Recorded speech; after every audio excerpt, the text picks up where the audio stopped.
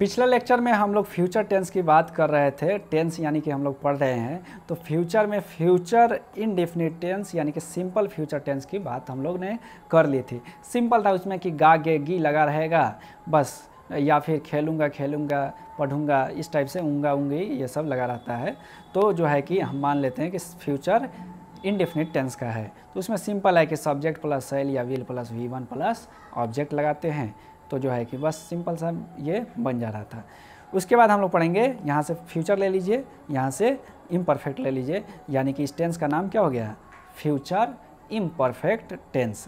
यहाँ से कॉन्टिन्यूअस ले लीजिएगा, यहाँ से फ्यूचर ले लीजिएगा, तो फ्यूचर कॉन्टिन्यूअस टेंस भी इसे बोल सकते हैं। तो ये दो नाम से इसे जाना जाता है। कॉन्टिन्यूअस आप जान ही रहे हैं कि तीन हम लोग पढ़े हैं, प्रेजेंट कॉन्टिन्यूअस, पास्ट कॉन्टिन्यूअस और अब फ्यूचर कॉन्टिन्यूअस पढ़ेंगे। तो सिंपल था, रहा है रही है रहे था, तो है हूँ हो था, तो जो है प्रेजेंट था। पास्ट में था थे थी था, रहा था रही थे रहे थे, तो जो है कि पास्ट कॉन्टिन्यूअस था। और अब फ्यूचर पढ़ेंगे तो रहूँगा रहेंगे रहेंगे रहेगा, तो जो है कि ये फ्यूचर हो जाएगा। तो मैं आम खा रहूँगा, ये बताइए अच्छा लग रहा है। वह पढ़ रहेगा, वह बाजार जा रहेगा, अच्छा नहीं शोभ रहा है। इसमें क्या था कि मैं आम खा रहा था, सिंपल समझ में आ जा रहा था कि हाँ थोड़ा सा अच्छा खुद ही सोचिए और लग रहा है, तो इसमें ता अपना से लगता है, ता रहता है। हिंदी में हम लोग लगा देते हैं, वह बाजार जाता रहेगा, वह आम खाता रहेगा, वह पढ़ता रहेगा। ता देखिए, पढ़ता, बाजार जाता, खाता, ता रहेगा। तो बस थोड़ा सा ध्यान रखना है कि पहचान में क्या रहेगा, ता रहूँगा, ती रहेंगे, ते रहेंगे, इस टाइप से रहेगा। ठीक है, तो देख लीजिए इसमें भी मैं आम खाता रहूँगा है, ता रहूँगा ते रहेंगे रहेगा, तो हम समझ जाएंगे कि फ्यूचर कॉन्टिन्यूअस टेंस का है। इसमें समझिए खुद, भविष्य में कोई काम जारी रहेगा। इसमें क्या था, पास्ट में कोई काम जारी था, उसके बारे में डिस्कशन हम लोग कर रहे थे, बता रहे थे। इसमें यह संकेत देता है कि भविष्य में कोई काम जारी रहेगा, तो हम क्या बोलेंगे, फ्यूचर कॉन्टिन्यूअस टेंस। अब जो है कि आप जानते हैं कि subject plus was were plus V4 plus object, यही जो है फॉर्मूला सिंपल लग जा रहा था।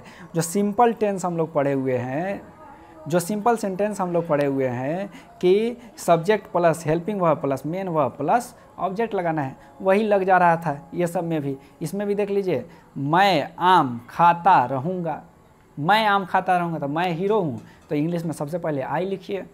गा गेगी है तो शैल लिखिए, है ना, आई के साथ शैल लगेगा, विल भी लग सकता था, लेकिन यहाँ पे आई है तो आई के साथ शैल लगेगा, ही रहता तो विल लगता, तो आई शैल।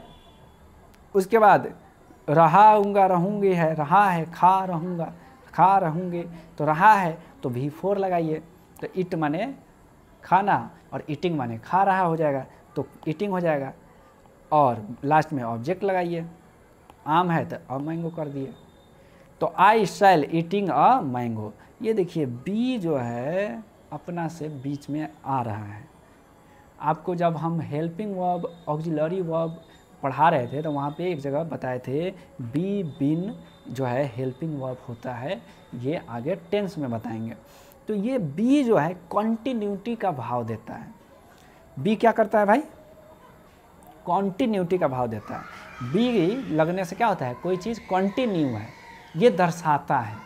तो फ्यूचर में, फ्यूचर टेंस में ये बी अपना से लगता है। तो बस ये हो गया, I shall be eating a mango, यही सब चीज़ है।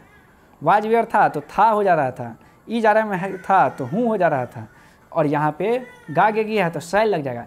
एक चीज़ ध्यान रखना है कि बी जो है अपना से लगाते हैं, बी जो है अपना से क्या लगाते हैं, कॉन्टिन्यूटी का भाव स्पष्ट करने के लिए लगाया जाता है।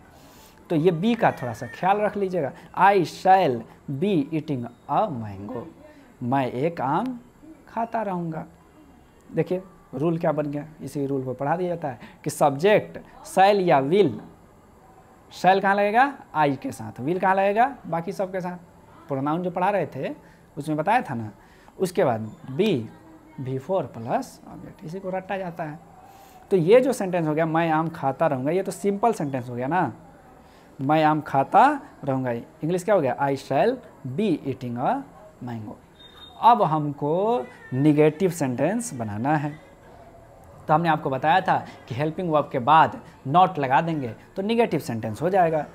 तो हेल्पिंग वर्ब यहाँ पे शैल है। बी को भी हेल्पिंग वर्ब ही मान लिया जाता है, लेकिन दोनों के बीच में नॉट लगता है।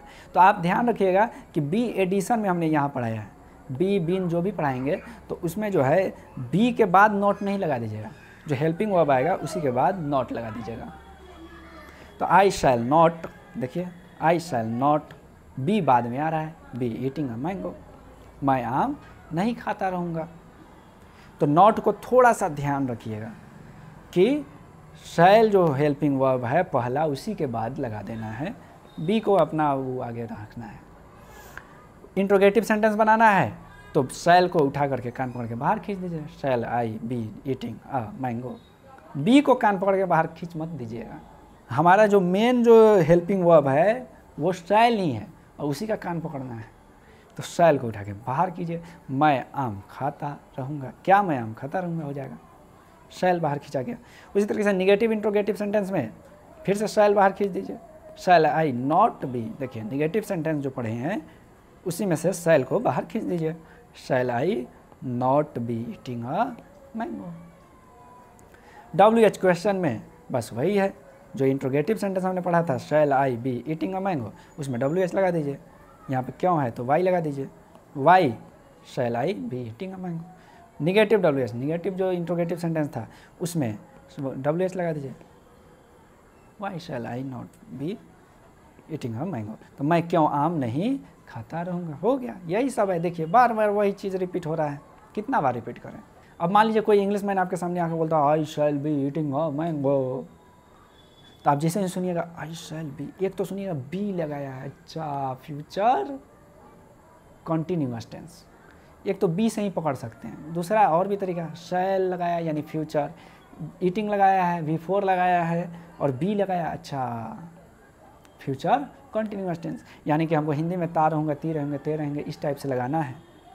तो आई का हिंदी लिखिएगा मैं, उसके बाद हिंदी में क्या होता है ऑब्जेक्ट बीच में आता है तो ऑब्जेक्ट बीच में लाइएगा, एक काम तो मैं एक काम, उसके बाद मेन वर्ब ईटिंग, खा, ता रहूँगा ती रहूँगा लगाना है। देखिए तो खाता रहूँगा। अगर आपको हिंदी में बोलना हो मैं आम खाता रहूँगा तो समझिएगा ता रहूँगा ती रहूँगा हमको बोलना है, तो फ्यूचर कॉन्टिन्यूअस टेंस में हमको बोलना है। तो उसका रूल है सब्जेक्ट शैल या will, be plus V4 plus subject.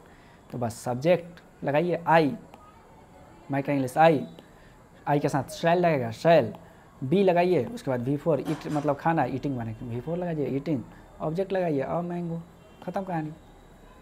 तो इस तरीके से आपको करना है। अब आप बेसिक इंग्लिश ट्रांसलेशन में पेज नंबर 86 पे दिया हुआ है 132 और 133 एक्सरसाइज, ये आप कर सकते हैं, प्रैक्टिस करते रहिए।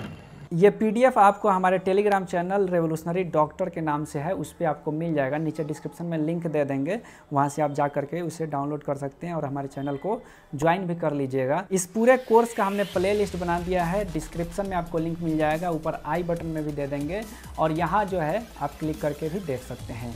धन्यवाद।